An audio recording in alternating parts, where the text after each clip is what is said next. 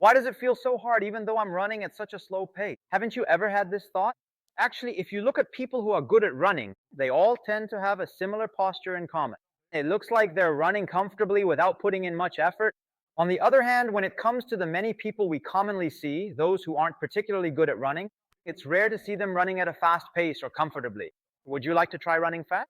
Even if I suggest that, it doesn't really feel like they're running fast. Oh, that's a bit faster? Even if you think that, you end up running with a lot of unnecessary tension in your body. When people see this, most tend to think the difference is simply because that person is more skilled or naturally athletic. Of course, that's true. Some people are just naturally able to run comfortably. They must be running with good form because they have better athletic ability or have been exercising longer. But unless you know exactly what differences in posture cause this, you can't set a clear goal or try to emulate it. So today I prepared this video to clearly explain that part to you. It's also a way to run comfortably at a fast pace for long distances like in a marathon. And the title of this video itself is about how to run faster. So it's not just for short sprints like the 100 meters, but also for sports that require sudden bursts of speed, like soccer, basketball, tennis, baseball, and so on. Twisting, which is one of the key techniques used in those kinds of sports as well. This is the main point I'll be talking about today. I've prepared content that covers why you need to master this, its importance, how to do it, and even strengthening exercises. So just by watching and following along, you can improve. So please make sure to watch until the end. I'm sharing various methods for developing twisting, quick speed, and agility over several episodes. In fact, I've already mentioned a few techniques in previous videos.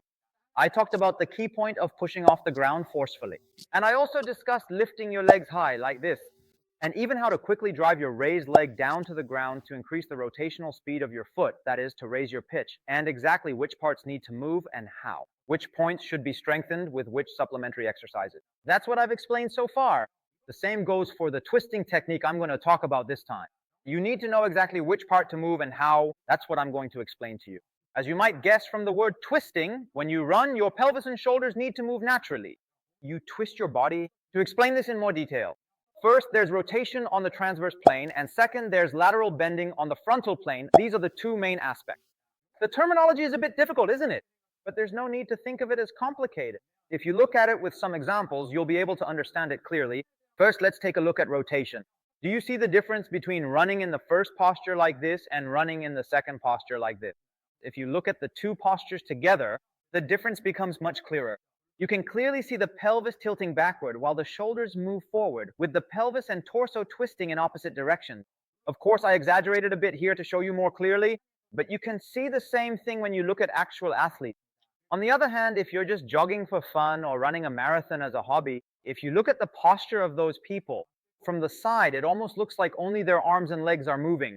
That's what you can observe.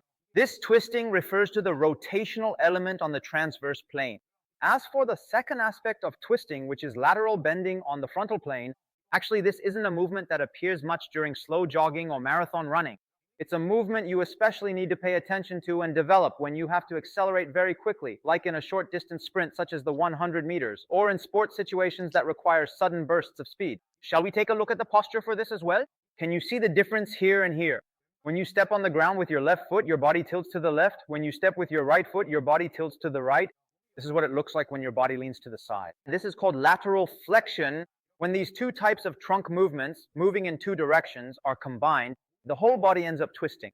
Since the body is forcibly twisted, it will naturally want to unwind again. On top of that unwinding force, there are also other forces at play, like the ones that push and lift your legs to move you forward. Even just twisting properly like this, you can naturally generate a surprisingly strong force. The reason for this is fascia. Fascia and the transmission of force. To truly understand exercise, you ultimately need to understand the body well.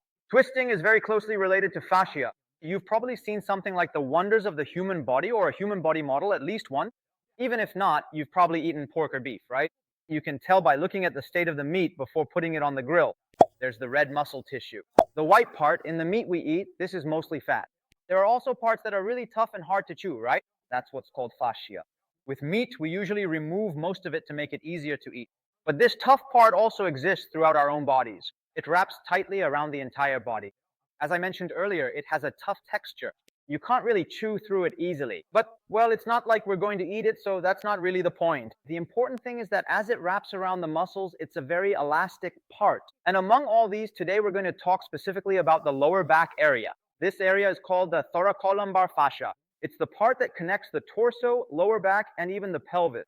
Of course, these fasciae exist in other areas as well, but the fascia in the lower back is especially important.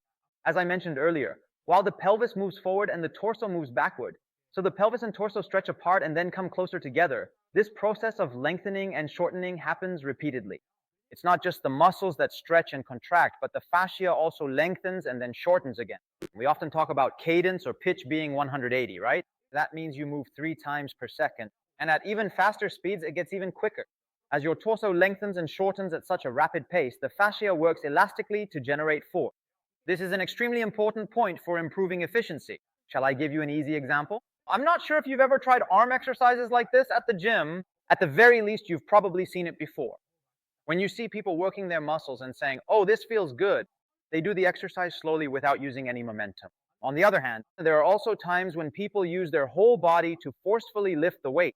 If you look at these two situations, when do you think you can exert more strength for a longer time? It's obvious, isn't it? Using momentum allows you to exercise much more easily and for longer. That's the situation where you're stimulating your muscle.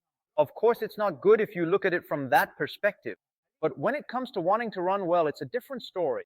It's actually quite different. When you're running, whether you use your muscles or your fascia, as long as you're not doping, who cares? As long as you can run well, that's all that matters. It's not simply that you can run faster and more efficiently just because you use the strength around your waist or your core well. That's not the case. As the fascia in your lower back stretches, the gluteus maximus muscle, which is connected diagonally downward, also stretches. This is the largest and strongest muscle in our body. By using such a powerful muscle, you can run faster, or if you're running at the same speed, you can run longer without getting tired. In the end, twisting your body means that the force is properly distributed between your waist and your hips. This reduces unnecessary strain on areas like your knees and ankles. This is also closely related to injuries. Twisting and injury prevention. 2 heads are better than 1. I think this proverb is the perfect expression when talking about twisting as a topic. When you go running, some kind of force is constantly being applied to our body, whether it's your knees, ankles, hips, or lower back. Even for a small, slim woman, that's at least about 40 kilograms. And for an average man, it's probably around 70 or 80 kilograms. On top of that, there's the force generated by your running speed. And then you add the fact that you might be running for tens of minutes or even 2 to 3 hours at a time. The force exerted over such a long period is bound to be enormous. But what if most of that force is absorbed by your knees or especially by your ankle? First of all, you'll inevitably get tired very quickly. It also puts excessive strain on your joints and muscles, making you much more prone to injury. The key point to distributing impact so that it doesn't concentrate on a single joint is this twisting motion. Compare absorbing impact by only bending your knee when your airborne leg lands on the ground versus bending your knee appropriately while your pelvis and torso gently twist, allowing your whole body to absorb the shock. Naturally, the latter is going to feel much more comfortable. Oh, and earlier I mentioned twisting using the saying, "Many hands make light work." This is an important point, not only for running long distances without strain, but also a crucial factor in generating powerful force and achieving high speed. If the combined strength of 2 people is well coordinated, of course, 2 people will be much stronger than one. Let me explain that in a bit more detail. Twisting is especially important during acceleration phases. As I mentioned earlier, the movement of twisting your pelvis and torso is extremely important at every moment of running. But there are situations where this importance stands out even more. It's the moment when you go from a standstill to sprinting quickly, in other words, the initial acceleration phase. If you look at 100-meter sprint athletes, you can see a perfect example of this. The leg that swings forward, it might seem like it's just moving back and forth, but if you watch someone sprinting from the front, it looks a bit different. You can see the knee coming inward, and the opposite shoulder is coming forward. You can observe the arms and legs twisting in opposite directions. It's not just the arms and legs moving like this, but this posture comes from the pelvis and torso twisting in opposite directions. The reason this posture especially appears at the start is because from a standstill, you have to rapidly accelerate to a full sprint. That requires much more powerful force, even more so than when you're already running and gradually picking up speed. You need to use many parts of your body evenly to generate more powerful force all at once. One of the key mechanisms for creating that is twisting. Another important situation is sudden acceleration, and this isn't just important in the 100-meter dash. In fact, there are times when it's even more crucial. For example, in various sports situations like soccer or basketball. Sudden acceleration in sports. There are moments in sports when the crowd erupts in cheers. It's when a spectacular goal is scored in soccer or basketball. But before that, players always have to outmaneuver defenders with quick agility. They need to demonstrate explosive acceleration in that instant. And it's precisely at this moment that twisting the body allows you to achieve even greater speed. Not only do you need to rotate your pelvis and torso as mentioned earlier, but you also have to lift your knee inward. And when your foot swings back, you need to push off the ground diagonally outward. This applies not just when running straight ahead, but also when sprinting to the left or right, or even when turning around and taking off. If you need to change direction like this, you have to twist your body much more powerfully than when running straight ahead, so that your body changes direction according to the orientation of your torso. And that's how you accelerate while changing direction. There's actually a lot more to discuss about this part because it gets a bit more complex, which is why twisting is extremely important even in sports performance situations. For now, let's wrap up here and I'll show you some strengthening exercises to help you twist better. Strengthening exercises. All right, without further ado, let's get started right away. Hip circles. Lift your leg high in front of you, then open it wide to the outside so that your knee comes right next to your body, and then bring your feet together and set them down. Now lift the other side. Repeat this movement, alternating between left and right. Do it from the inside out like this as well. And you can also do it from the outside in. Basically, when your pelvis rotates, not only does the pelvis itself rotate, but it also means that there is movement in the hip joint, which is connected to the pelvis. The hip joint, like the shoulder joint, which can move widely in all directions in a full 360 degrees, is also capable of a very large range of motion. That's why improving the mobility of the hip joint can be the starting point for twisting your body well. Carioca. It is a movement that moves as if dancing dazzlingly. People usually do this when they are loosening up. At first, start by walking at a very slow pace. As you get used to it, you can increase your speed and do the movements while running. Keep your shoulders facing forward, and as your legs move, move your pelvis forward and backward while performing the movement. Ladder training. Exercises done with a ladder laid out on the floor are called ladder training. There are many different ways to do this exercise. Among them, I recommend trying it this way. If you step to the left as you move forward, first step to the front of the ladder with your back foot, the right foot, then step back with your left foot, and then move your right foot one step forward again. This is how you perform the movement. It's not just about moving your foot forward. The key point is to twist your pelvis slightly as you perform the movement.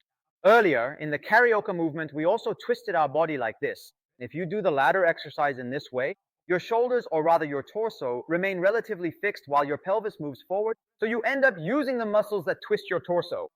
They're called the oblique muscles. You can feel the force coming from this area much more clearly. Bounding. This is actually a bit of an advanced movement. But honestly, not just in this video, but in the other videos in this series, especially the ones about pushing and lifting, if you've studied and practiced those two movements properly, I believe you'll be able to do this one well too.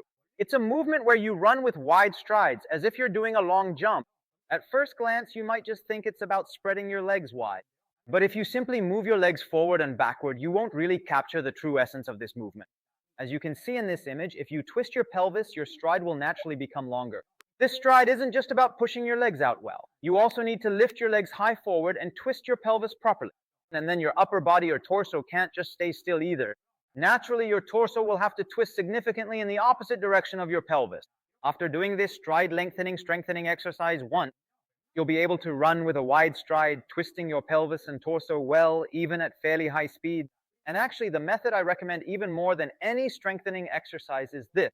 It's simply walking. After all, everyone walks at least thousands of steps every day. How well you twist your pelvis and torso while walking? This is also extremely important when you walk. Among various points, there are actually quite a few movements that are similar between walking and running. Especially when it comes to walking, just paying attention to this one twisting movement can make walking much more comfortable and also increase its exercise benefit. I hope you'll try it out carefully. Now let's summarize what we've covered. So far, we've looked at twisting, the fourth key element of running. Now, you might be wondering, why is it so hard for me, but that person can run so fast without much effort? You've probably found some answers to that question by now. I've mentioned that twisting the pelvis and torso in various directions is a very important point.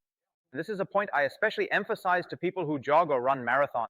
If you just try this one thing properly, you'll find that you can run faster than before and feel much more comfortable. A lot of people have told me this. Not only does it naturally correct awkward and unnatural running form, it also greatly reduces the risk of injury, and you'll be able to run even faster.